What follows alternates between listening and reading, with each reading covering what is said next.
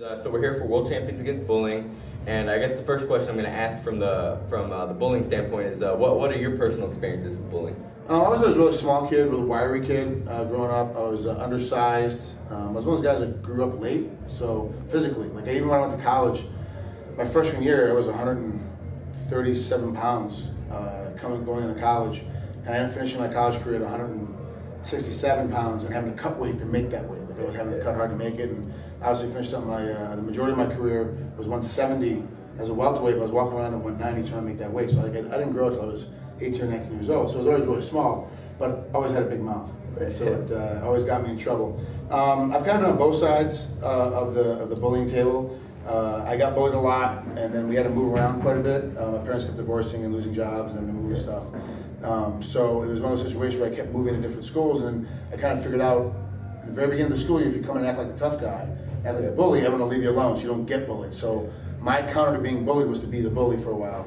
And after you kind of get through that phase of now I'm just leaving you alone, then you kind of relax a little bit and start making some friends and start talking to some people. Because I've been on both sides of the coin. Bullying is very simple. It's the people that are bullies are weak and scared and try to hide something. Like in my case, I was trying to hide from, I didn't want to be bullied anymore, so I became a bully.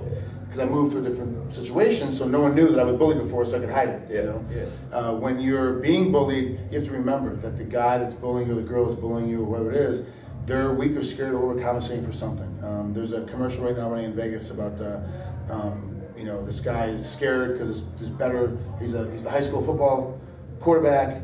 This new guy just moves into the school. He's a junior. The kid that stays a quarterback is a senior, and he's nervous. And the internal monologue is like, "That guy's really good." I'm really scared, but because it's my team. And then the external monologue is, "This is my team. You can do as I say. You're still my way." It's like, well, he's trying to alpha dog him. He's trying to be bigger. And it's tough. It's something tough to deal with. Boss Root and a lot of other guys were bullied when they were growing up, but I have kind of a different view on it. We need that kind of atmosphere in America. We kind of need that push and shove in America so that when you go into corporate America and you go into, in our case, into a ring or a cage, and you're getting punched in the face, you have to learn how to deal with that kind of adversity, that pain, that hurt, emotional, that kind of deals with it. But not to the point where guys, people are getting really hurt by it. And I'm not saying that, but we kind of need that little bit of push and shove, because when you grow up, you're going to be in a workforce at some place. You're going to be in an office, and you're going to have a boss, a coworker you can't stand. And if you've never, ever in your life ever dealt with that adversity, ever, then how are you going to deal with that? That's kind of what we're preaching. But you're an athlete, so you deal with a lot of adversity. Okay, here's my uppercut. Oh, it's working. My uppercut's working. I'm good. And all of a sudden you get cracked by an uppercut, get knocked down in practice. Like, because my uppercut's not that good. You know? So you learn from adversity by being an athlete. But a lot of guys and a lot of girls that right now they're growing up don't have that like we have. We were able to be athletes our whole life. So bullying is a tough thing, and really, with the gun problem right now and the new gun laws and stuff, it's violence in America is an issue that needs to be dealt with very, very quickly.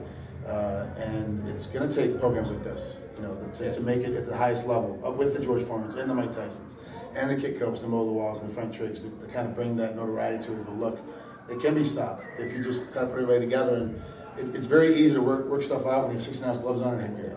And it's practiced. Okay, hey, you stole my girl today in school, let's go work it out. And you work it out at the end of it after 5 rounds, you're kind of like, she really wasn't worth it. We're kind of over it. It's fine. So, hopefully that's what works out for most other kids. They start getting into it now. Oh, for sure. And what advice do you want to give to people that are going through it right now, that are having a really hard time dealing with it, that are kind of stuck in that situation and they think they can't get out of it? First and foremost, you need to go to your parents. Always first your parents. Your parents are your first line of defense. Always. In any situation, I don't care what it is, you go to your parents first. If your parents, or you don't feel like your parents, go to them first, and after you told them, if you don't feel like that they're helping, you don't feel like they're giving you the right answers, then you go to somebody you trust and respect that's an adult. A teacher, a police officer, a fireman, anybody of authority that you trust. The principal, the vice principal, like somebody of authority, and explain to them, go, look, this is what I'm feeling. Am I seeing this wrong? Is this feeling incorrect? Because you're young, you don't know what's going on. Sometimes you can see it's bullying, but it's really not. You're not real sure because your view is screwed up. You talk to somebody else, an adult, they'll be able to give you the right perception on it, and then they'll be able to intervene on your behalf and help you. And the thing is that bullying's never going to stop. There's always going to be bullying. It's going to be country versus country, state versus state. There's always going to be this bullying atmosphere. But you want to get to that compromise point where the bully can work and justify and work together in a school situation, or as teammates, or as family members. You got to be able to work together, and you want to hope that an adult can come in and kind of be that mediator, kind of bring it together. Is the hope. Well, I appreciate your time and thank My you. pleasure. Thank you.